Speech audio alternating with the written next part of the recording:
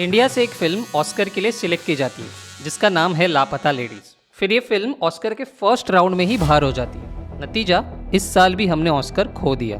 पर थोड़ा सोचिए, क्या सच में इस फिल्म को भेजना जरूरी था? हम ऐसा बिल्कुल भी नहीं कह रहे कि लापता लेडीज डिजर्विंग नहीं थी, लेकिन एक मूवी ऐसी भी थी जो लापता से कई ज्यादा वेल डिजर्व थी। ये फिल्म अगर भेजते तो इंडिया के नॉमिनेशन होने के चांसेस बढ़ जाते, क्योंकि इस फिल्म को दुनिया के बेस्ट फेस्टिवल में अच्छा खासा रिकग्निशन मिला था। सो कौन सी थी वो फिल्म? और इससे भी बड़ा सवाल है कि इस फिल्म को आखिर क्यों नहीं भेजा गया? क्या इस साल भी इंटरनल पॉलिटिक्स थी? क्योंकि इंडिया में सिलेक्ट किए गए मूवी में छोटा भीम का भी नाम था। क्यों हर बार इंडिया गलत फिल्म भेजती है और क्यों हमें आज तक ऑस्कर नहीं मिलता? वही दूसरी तरफ इटली, फ्रांस जैसे कंट्री 10 से 15 बार ऑस्कर जीत चुके हैं, जो हर साल बस 200-300 फिल्म बनाते हैं। लेकिन इंडिया में तो हर साल 1,500 से 2,000 फिल्म बनाई जाती है, फिर भी हमें एक भी बार ऑस्कर नहीं मिला।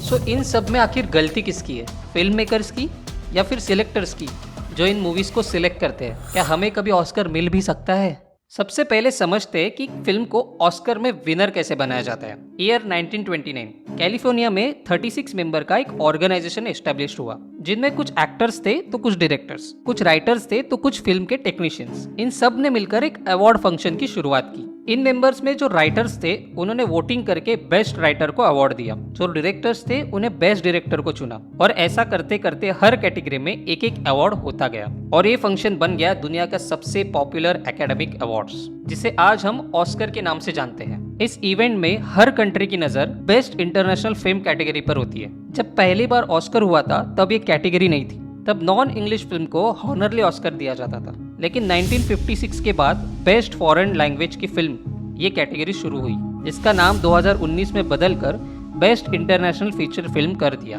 आज इस ऑर्गेनाइजेशन में 10,000 से भी ज्यादा मेंबर हैं, जो अलग अलग 17 कैटेगरी में डिवाइड किए गए हैं, और ये सारे members best international feature film के लिए वोट करते हैं, और जिसके वोट सबसे ज्यादा आते हैं वो बन जाती है ऑस्कर विनिंग फिल्म। 1956 में जब इंटरनेशनल फिल्म की कैटेगरी अनाउंस की गई, उसके अगले ही साल इंडियन मूवी का सिलेक्शन हुआ। ये फिल्म 1 पॉइंट के लिए ऑस्कर में पीछे रह गई। इसके बाद 1989 में सलाम बॉम्बे और 2000 में लगान ने फिर से ऑस्कर की उम्मीद जगा दी, लेकिन ये उम्मीद आज तक टिकी हुई है। ऑस्कर में अब तक हमने 57 से भी ज्यादा मूवी भेजी है, लेकिन फिर भी एक भी बार हम ऑस्कर जीत नहीं पाए। तो इसमें सबसे पहला फैक्टर है फिल्म फेडरेशन ऑफ इंडिया का, जो हर साल ऑफिशियली इंडिया की एक फिल्म ऑस्कर के लिए सिलेक्ट करते हैं। रिसर्च के अनुसार बहुत से लोगों ने FFI को क्रिटिसाइज किया है कि वो हमेशा राइट फिल्म को ऑस्कर भेजती ही नहीं है।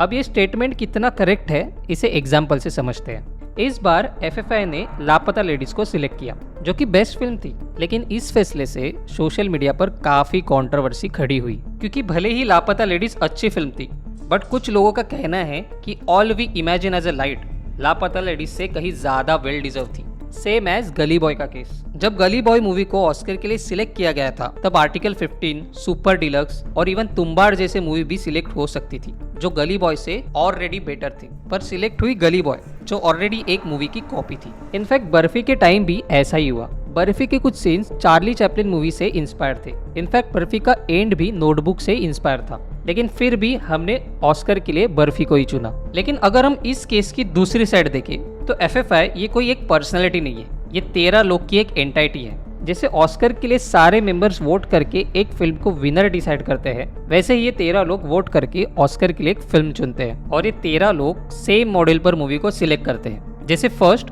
मूवी इंडिया को रिप्रेजेंट करना जरूरी है। मूवी में इंडिया का कल्चर डिस्क्राइब होना जरूरी है, और यही रीजन के कारण इस बार लापता लेडीज को सिलेक्ट किया गया। एंड सेकंड है, ये कमिटी ड्रामा बेस्ड मूवी को ही ज्यादा प्रेफरेंस देती है, कि past 92% Oscar winning film drama based ही थी।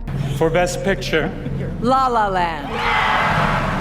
And the Oscar goes to Crash.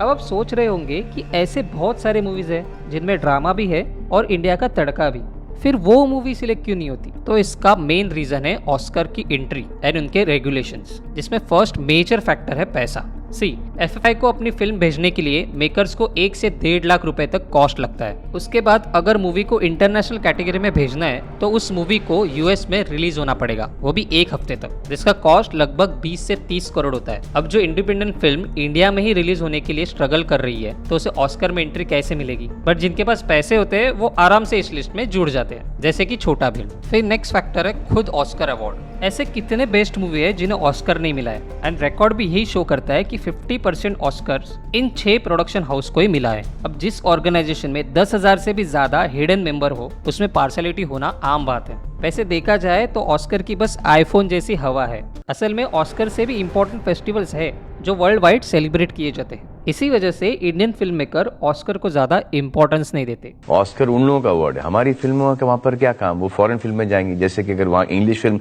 यहाँ पर आती हैं तो ऑस्कर से जाने का मतलब ही नहीं है। आपको क्या लगता है, लापता लेडीज राइट चॉइस थी? अगर नहीं तो वो कौन सी फिल्म थी जिसे हम ऑस्कर भेज सकते थे? आपका आंसर हमें कमेंट करके जरूर बताएं। और हाँ, ऐसे ही बॉलीवुड के इंटरेस्टिंग टॉपिक के लिए चैनल को सब्सक्राइब करना ना भूलें। हम फिर मिलते हैं एक नए इंटरेस्टिंग टॉपिक के साथ। Thank you for watching.